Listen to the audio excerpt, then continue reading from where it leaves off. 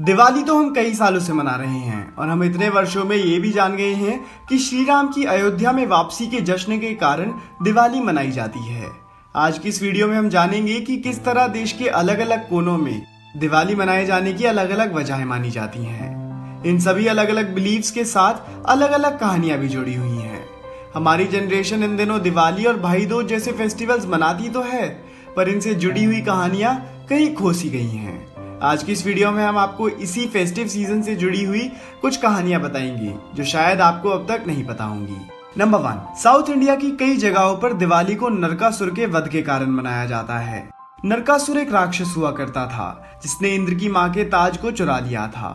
इंद्र परेशान होकर श्री कृष्ण के पास जाते हैं और उनसे रिक्वेस्ट करते हैं कि वो उन्हें इस दुविधा से निकालें। इसके बाद श्री कृष्ण सत्यभामा के साथ मिलकर स्वर्ग में जाते हैं और नरकासुर का वध करने के लिए तैयार रहते हैं। पर तभी उन्हें पता चलता है कि नरकासुर को वरदान मिला हुआ है कि उनको सिर्फ उनकी मां के द्वारा ही मारा जा सकता है। और ऐसे में श्री कृष्ण को पता चलता है कि ऐसा माना जाता है कि सत्यभामा कोई और नहीं बल्कि नरकासुर की मां ही थी।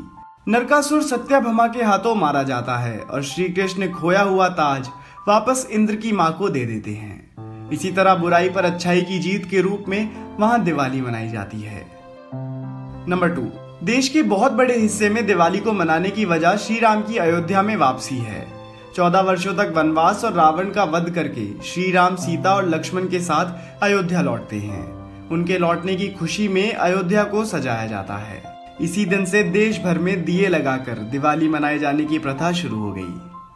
Number 3, the return of the Pandavas. Mahabharata के अनुसार जब पांडव भाई 12 वर्ष के बाद वापस हस्तिनापुर लौटे थे तो वो दिन दिवाली का ही था। उस दिन हस्तिनापुर के वासियों ने उनके लौटने की खुशी में पूरे नगर में सजावट करी थी और दिए लगाकर पूरे शहर को उज्जवल करा था। ऐसा कहा जाता है कि एक राजा था जिसका एक बेटा था जिसके लिए ये कहा गया था कि वह अपनी शादी के एक दिन बाद मारा जाएगा। राजा आखिर में अपने बेटे की शादी करा देते हैं और फिर उसकी पत्नी को भी इसके बारे में पता लग जाता है, जिस वजह से पत्नी उनकी जान बचाने के लिए सोच विचार करने लगती है। रात को जब यमराज उनके पति को लेने के लिए आते हैं तो वह पूरे घर को लाइट्स और दियों से सजा देती हैं और अपने घर का सारा सोना घर के बाहर रख देती हैं। यमराज उनके पति को लेने के लिए सांप के रूप में आते हैं तो सोने और लाइट्स की चमक के कारण उन्हें दिखना बंद हो जाता है और वह उसके पति को लिए बिना ही लौट जाते हैं। इसी प्रकार वह अपने पति की जान बचाने में सक्षम रहती है। वह घर के बाहर यमराज को रोकने के लिए एक दिया भी जलाती हैं जिसे यमा दीपक के नाम से जाना जाता है। नंबर 5, यामी और यमा जुड़वा भाई बहन थे जो एक दूसरे के बेहद क्लोज थे। ऐसा कहा जाता है कि अदिति जो यमा और यामी की मां थी उन्हें सूर्य की गर्मी नहीं लगती थी और इसी कारण वह खुद से छाया का निर्माण करती रही। इस बारे में सूर्य देव को नहीं पता था। एक दिन मतभेद के कारण छाया श्राप देती है और यमा की मृत्यु हो जाती है। यमा धरती पर ऐसे पहले व्यक्ति थे जिनकी मृत्यु हुई थी और मृत्यु के बाद वो भगवान में बदल गए थे।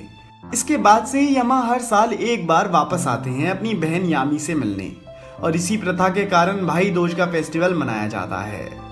नंबर 6, दिवाली का दिन सिख कम्युनिटी के लिए भी बहुत स्पेशल होता है। इसी दिन तीसरे सिख गुरु अमरदास ने ये तय करा था कि दिवाली के दिन सभी सिख अपने गुरु की ब्लेसिंग्स लेने आ सकेंगे और वर्ष 1619 में दिवाली के दिन ही गुरु हरगोबिंद जी को रिहाई मिली थी, जिस कारण सिख कम्युनिटी में जश्न मनाया गया था। इसके अलावा 1577 में दिवाली के दिन ही गोल्डन टेम्पल की नींव भी रखी गई थी। नंबर 7, दिवाली को मनाए जाने की एक वजह यह भी है कि इसे हिंदुइज्म के अनुसार न्यू ईयर की शुरुआत के रूप में देखा जाता है। इस दिन सभी बिजनेसमैन अपने सभी कर्जों और डेब्ट्स को चुकाकर एक नई शुरुआत करते हैं। अंत में ये कहा जा सकता है कि दिवाली देश के सबसे बड़े त्योहारों में से एक है और देश के अलग अलग कोनों में इसे मनाए जाने की अलग अलग वजहें हैं। वजह कुछ भी हो, पर यह कहना पूरी तरह से सेफ है कि दिवाली देश की बहुत बड़ी जनता को एकजुट लाकर खड़ा करती है। दोस्तों, अगर आपको ये वीडियो पसंद आई हो तो आप इस वीडियो को लाइक करके हमारा मनोबल बढ़ा सकते हैं। धन्यवाद।